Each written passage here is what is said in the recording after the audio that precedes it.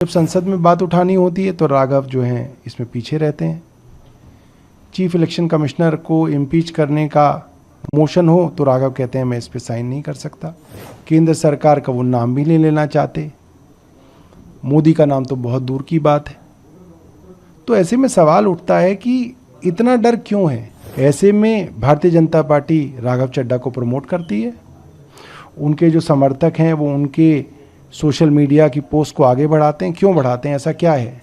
क्योंकि देश के जो मुख्य सवाल हैं उन सवालों से हटाकर आपको समोसे के सवाल पे उलझा दिया जाए कि साहब समोसा 25 की जगह 20 का होता तो ज़्यादा अच्छा होता।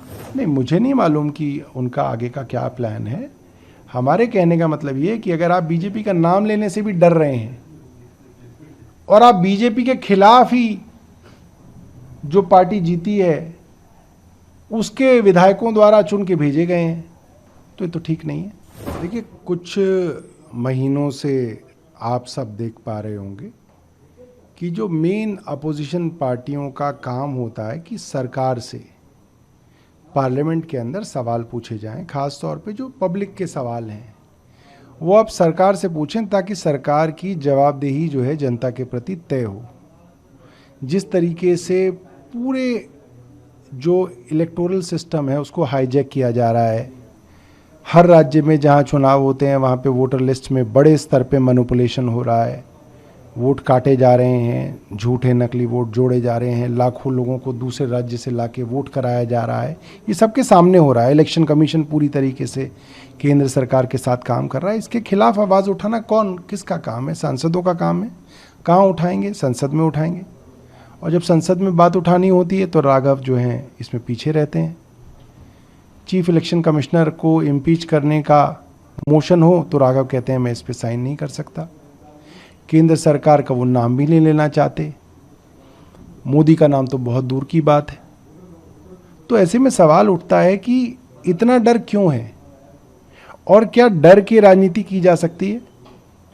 और आज जो पूरे देश में हम देखते हैं कि कोई भी अगर सोशल मीडिया पर केंद्र सरकार के खिलाफ और केंद्र सरकार से सवाल पूछने वाले सोशल मीडिया पे एक्टिव होते हैं तो उनको तुरंत जो है बैन किया जा रहा है। केंद्र सरकार नहीं चाहती कि इस वक्त केंद्र सरकार से कोई सवाल पूछे। ऐसे में भारतीय जनता पार्टी राघव चड्ढा को प्रमोट करती है। उनके जो समर्थक हैं वो उनके सोशल मीडिया की पोस्ट को आगे बढ़ाते हैं। क्यों बढ़ाते हैं, ऐसा क्या है? क्योंकि देश के जो मुख्य सवाल हैं उन सवालों से हटाकर आपको समोसे के सवाल पे उलझा दिया जाए कि साहब समोसा 25 की जगह 20 का होता तो ज़्यादा अच्छा होता।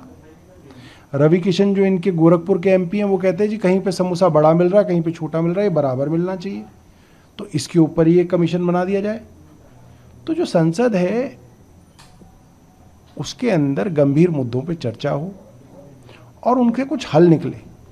और जिस पार्टी ने आपको भेजा है उस पार्टी के मुद्दों को आप उठाएं और जो सरकार है उससे डरे ना। अगर आप डर गए तो आपकी राजनीति जो है खत्म होती है।